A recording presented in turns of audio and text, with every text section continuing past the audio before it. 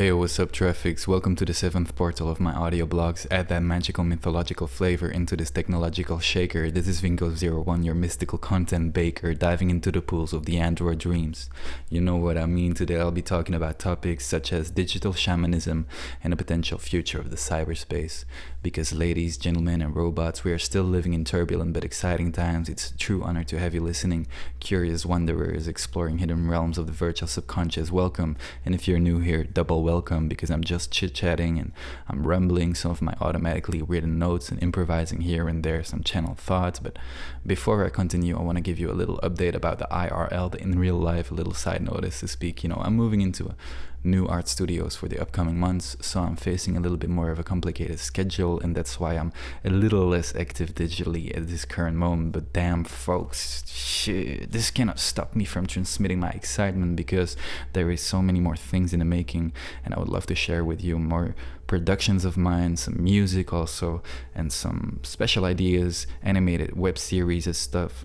Like, these studios will be the center of many more conversations and new collaborations, an ideal hotspot of ideas and energies. So that said, this week I've been meeting amazing people, and also I have participated to a conference about shamanism in digital times, and that was very interesting to participate to, because I feel really blessed to observe that the shamanic community in the international community is also finding its place in the virtual dimensions.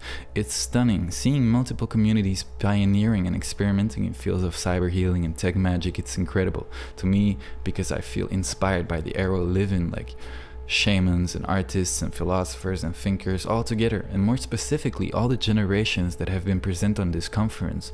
There were like people my age, like also 20 years old, and then you had some 70 years old. Like, I mean, this means one thing, right? The internet is hot, and it's the new fire, the new element. It feels like as if we've embarked on a train of acceleration, and 2020 is coming with some radical transformations in high speed. Change is coming. Do you feel it? After the shock came the evolution, and the veil lying dormant onto reality uncovers for a moment and awakens the mass from this illusion of power. As the cracks start cracking open and the old surface cannot resist the inside pressure anymore, the boiling point has reached. I'm so happy to meet many virtual magicians and shamans and people constructing cyber rituals and art to enter into altered state of consciousness through the virtual tools in the virtual space.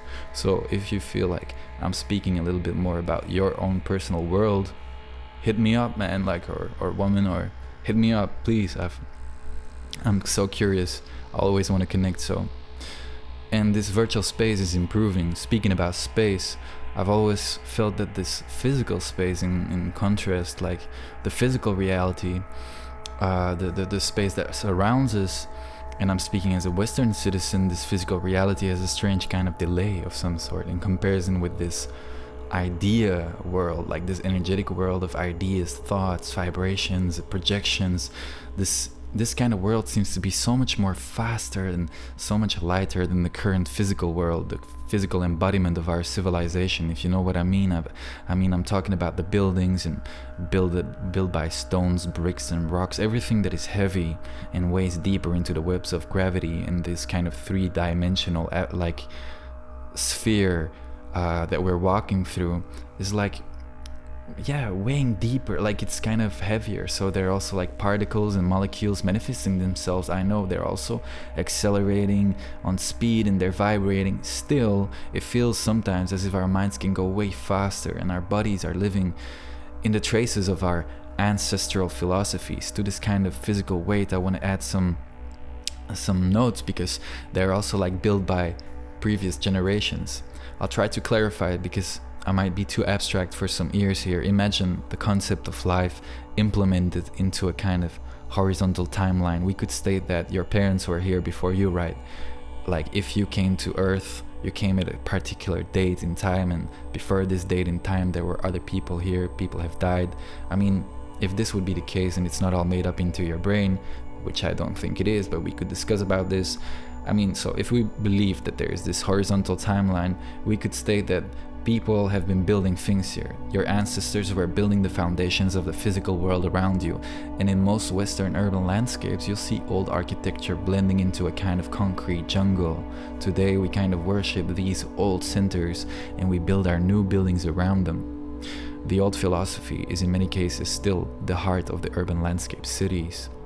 Unless you live in a war zone like Syria or Palestine, or where the buildings built by your parents are completely demolished, destroyed, and the opportunity arises, but also the challenge arises to maybe go and build a new physical reality, and a new physical reality for the next generations as well. And even though that comes along with a lot of complications, it's completely different, of course. Maybe you also live in a lost satellite town, like a side product of a company, like a town built for a company or something, without this particular soul. You'll realize that architecture, for instance, is transmitting a message from generation to generation to generation, and the generations that have lived before us, like those ancestors, they had a whole different zeitgeist, right?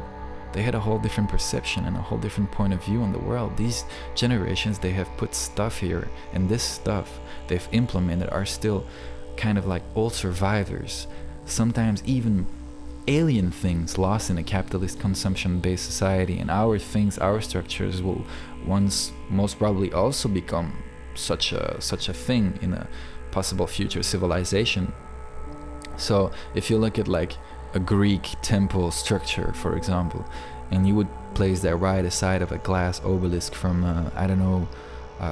World Trade Center, for example, from any kind of place, you place them next to each other, it's such a difference, right? What kind of building do you live in? Like, do you live in the shelter of a working class family, or do you live in a building from a couple of 100 years old? Maybe you live in an amazing building with a lot of details and a lot of soul, you know what I mean? Like, I'm curious to know how your building influences your life, because are you aware that your building is shaped by minds, and they in case will also shape your mind? There is also this kind of spirit of the place, and the buildings you build will hopefully also shape the minds of your children, neighbors, visitors, and maybe even unknown strangers of a far invisible future far ahead of us.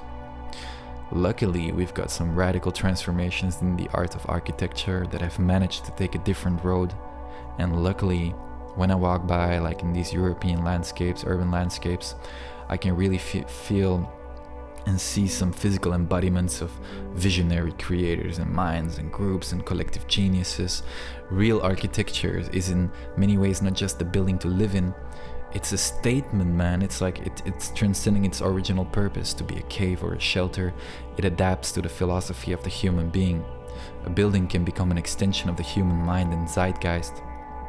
It doesn't always need to be like an expensive building or a wealthy building in order to change your experience. It can be a tiny house or a physical space with a very specific soul, for example. If you understand what I mean by soul, because I'm naming and I'm dropping the word soul here, but no doubt you do, otherwise you wouldn't be checking out this channel, I guess. I mean, in my opinion, the place that we are incorporating, the place that is surrounding us, in many cases, it also influences our being, you know. We could discuss whether environment will always be stronger than willpower, or willpower can also battle or can beat the environment in very tough times, for example. But let's try and give you a clear example. Imagine you've grown up in a blue collars worker's house, or imagine just your house. I guess that will be fine. A trace from an industrial revolution perhaps, or maybe a new building. But now imagine you enter a palace or a temple or a monument or any phenomenal space, such as a pyramid, for example. Let's go for a pyramid. Imagine you walk into a pyramid, and you've lived all your life. You lived in a house. How does this pyramid structure influence your being? I mean, it definitely has an impact. Now imagine this pyramid is built for you. Imagine this pyramid is gonna be your place for the rest of your life. How will this influence your experience as a human being? Will you experience life to be more of a, like, I'm completely convinced that this pyramid is gonna change your life. You will feel a huge difference. You'll feel that the space will influence your perception of life. So, I mean, I'm even wondering what kind of philosophies can come along if we are also going to enter into new kind of spaces and new public spaces. We live in exciting times, I told you in the beginning of this audio blog, because happily enough, through the acceleration of the technologies, whom are also transcending the heavyweight energies like the physical world, there is also a new environment that is coming up, and you know what I mean? Guess what? I'm talking about the cyberspace. The cyberspace has opened up to us, and even though not all of us have the money to build crazy buildings or pyramids, and we will rarely get the opportunity to really claim a pyramid. If you manage to build a pyramid for yourself, you should really invite me. That sounds pretty crazy, but the cyberspace and the cyber architecture that is being born will most probably play a more important role in the future. Maybe you can build your own cyber pyramid in the future, and you will be able to blend it through augmented reality or whatever. I'm just having some philosophies here, but I feel through the combination of the social and the political chaos, the imbalance of the monetary wealth, and the rise of the technological influence in our lives, we will find ways to alter our philosophies, not only by transforming our physical architecture, but also by transforming our cyberspace, which is a huge shift in our society. And you know what?